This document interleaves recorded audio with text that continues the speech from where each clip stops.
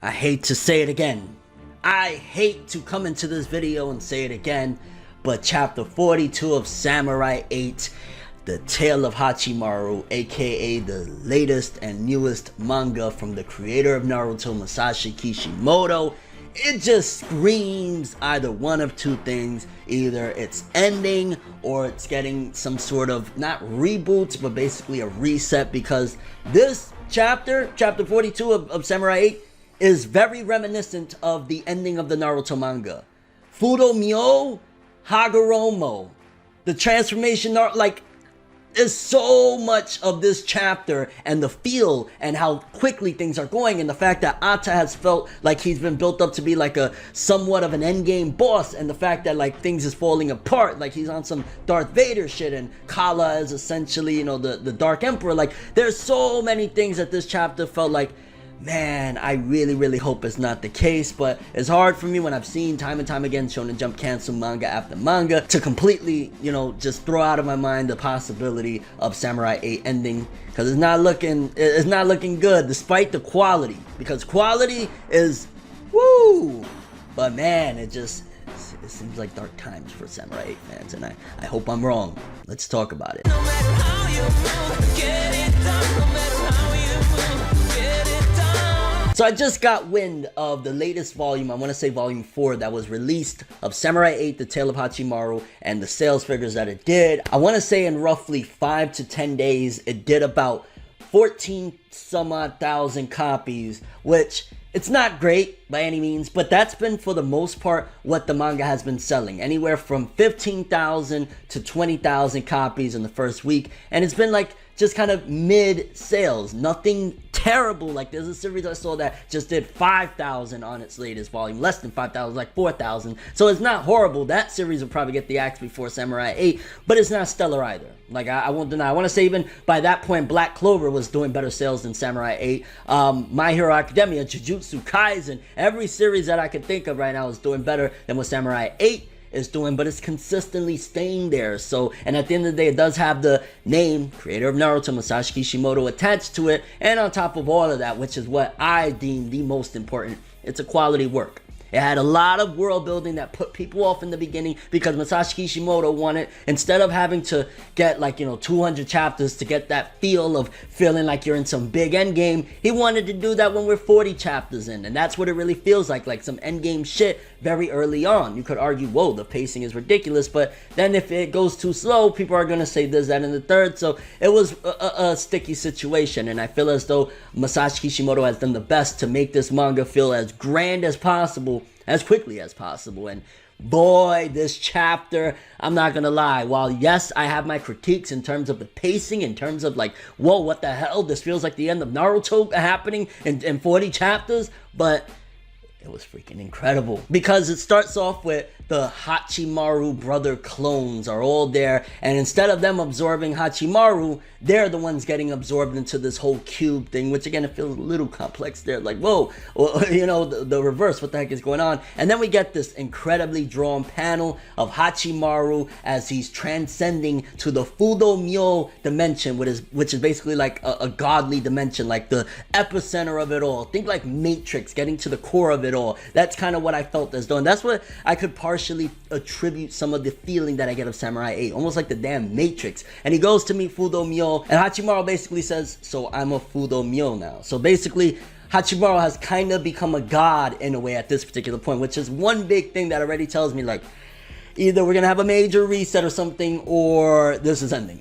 Because how do you continue a story unless you're gonna just make this shit Gurren Lagann type of scale battles, or Dragon Ball Super, end of Super type of scale battles, where it's just ridiculous very quickly and very early on, because dude is already like like, imagine Hagoromo, which this was very reminiscent of it. I'm not gonna deny it at all. It feels as though Kishimoto was heavily inspired by his own work, because that's what it felt like when Hagoromo gave Naruto and Sasuke that choice and gave him the 6 paths choice and all of that shit. That's what it feels as though is happening with Hachimaru. But essentially, he's like, yeah, you understand everything now. Now, mind you, he was giving it to him in complex terms, and Hachimaru was like, so to sum it up, yeah, my friend made me realize something, you know, Nanashi, which once again, shout outs to Nanashi. I love Nanashi. Awesome character, great character. I love seeing it.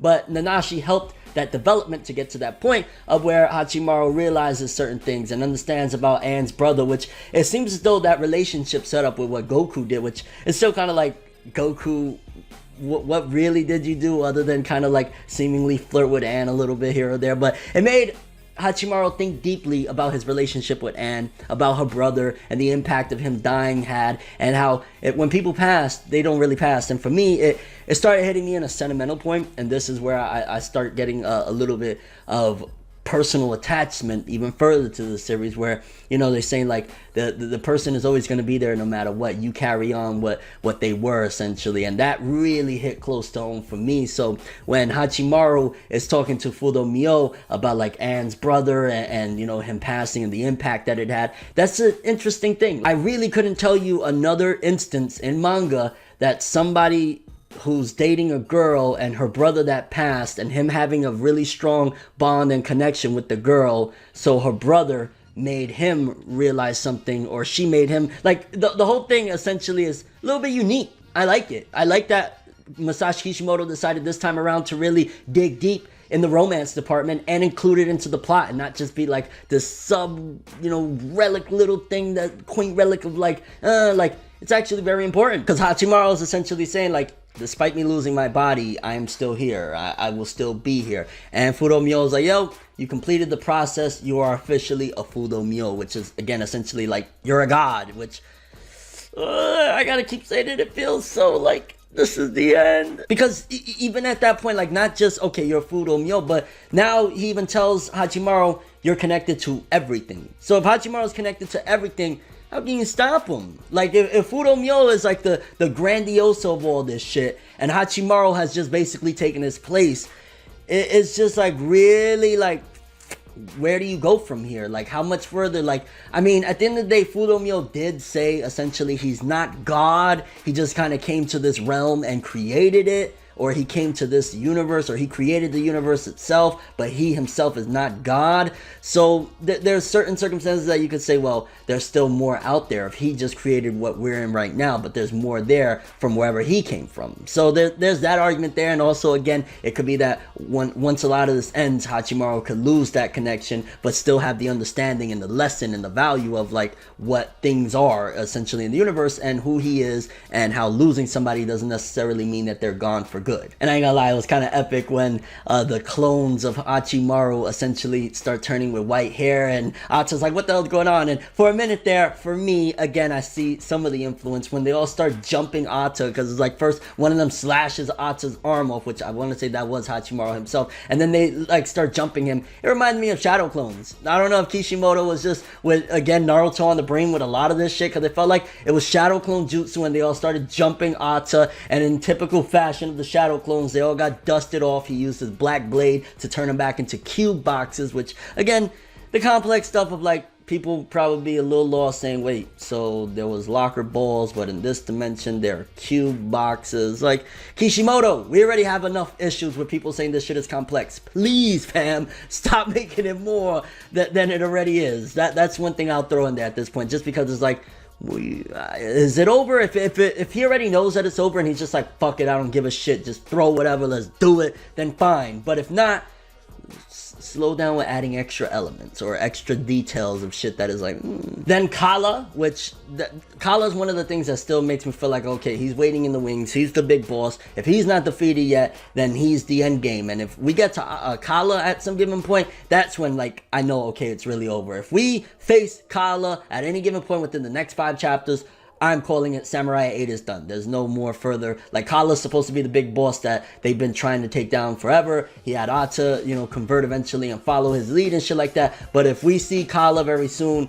it's a wrap. Because Kala gives the order to Ata, abandon the plan, get the hell out of there, take the clone cubes and all of that shit. So I'm like, if Kala's telling him to abandon the plan, then where are we going with this? Like, is Ata gonna try to, like, at first he's like, you know, on some, I'll just kill all of you, I don't give a shit. And I'm like, Ata, you bad man. And then once again, which I feel as though, okay, like, it's going really quick, when Ata and you know, Hachimaru clash, and the black blade, he does a silent slash that's headed towards Anne, and then he throws himself, Hachimaru throws himself to, you know, save Anne, and he takes a blast, which is basically going to decompartmentalize him yet again into that, you know, ball state or cube state or whatever the heck you want to call it, which is like, it feels as though that was something that was already reused when Hachimaru just last chapter turned into the cube by realizing, you know, what he needed to do and shit like that. So it feels as though this is too quick, you know, too close to the last time that he just dematerialized essentially. So I wasn't too fond of it. I thought it was great to just show how Hachimaru told Anne very early on, I would die for you, I would do anything, and he's living up to it because he took that head on from Ata, which again, despite the heroism, you know, because at the end of the chapter, his heroism goes up to 8, and we'll talk about that in a second, but it still shows that, like, he's nowhere near ready to be, like, this legendary warrior. Like, he attacked Ata, went at it with him, and yeah, Ata used the dirty trick, but I'd still say Ata would kick his ass. It's just that he came back as like a Fudo Myo and has all this extra buffs and power up and shit like that, but I still think that Ata's way above him. So there's still a lot of room for growth and still a lot of stuff that can be done if we move forward, especially once again with Kala even waiting in the wings. And that ending panel, 100% yet again inspired from Naruto. I can't remember if it was exclusive to the anime, or I want to say it was in the manga as well, where you see Hachimaru's dad, Anne, and Anne's brother all on top, like floating like angels on top of the box that is Hachimaru, and then it goes into that sideways 8, which is infinite, and you know, him saying, I'm going to do it, I'm going to save you, to Anne and shit like that. And first of all, very inspired by Naruto yet again, which is what makes me feel as though this whole chapter felt like end of Naruto manga stuff. But with that being said, you got to think, well, if he's using that as like, let's just say a launch pad to get to the next point, that would be fine. Like, it's like, okay, you know, he wants to, in a way, if you think about it in this logic, he's using inspiration of the end of his last manga for the end of what could potentially be the first big major arc of all of this stuff. Moving forward, then the story becomes fresh and new. Like, okay, I surpassed the storytelling that I did at Naruto, and now I'm doing something different. But if it ends like this, then it's like, you're reusing a lot of stuff from the Naruto story to wrap this whole bad boy up. And it's like, I don't know how I feel about that. Like, overall, the chapter, yet again, crazy, very action-packed, very, not even just action-packed, very deep and complex. The conversation with Fudo Myo and Hachimaru understanding about life, and a lot of grand stuff, him saving Anne yet again, Ata having to abandon the mission, a lot of great things, but it does feel extremely fast-paced, and if it's a big possibility this series is wrapping up soon, and that really sucks. We have no confirmation yet. We got a confirmation that Volume 5 comes out in May, so there's nothing saying, hey, it's ending, but at the rate it's going, I don't know. Curious what you guys think about this, though. How did you feel about this latest chapter? Where do you think the story is going from here? Do you think that it is ending? Did this chapter yet again scream at you, this bad boy's wrapping up? Or do you feel as though this is just set up for the next thing to come? I mean, I hate to be like a pessimist, but that's just what I feel. And your overall thoughts and expectations for Samurai 8, The Tale of Hachimaru, with chapter 43 and beyond. I can't wait to see where this shit goes. Whether it stays or ends, it's been a freaking hell of a ride already. That's all I have for this one, though. Thanks for watching. Hope you enjoyed. If you liked anything I had to say or enjoyed the video, drop me a like. I'd greatly appreciate it. And if you want more from me, make sure to subscribe. Follow me on Twitter, Instagram. Hit that bell to get all notifications. And if you want to follow any of my other social media, links, of course, in the description below. I'm ForneverWorld, and as always, people, have an awesome day. And remember the golden rule: anime and manga for life, boy.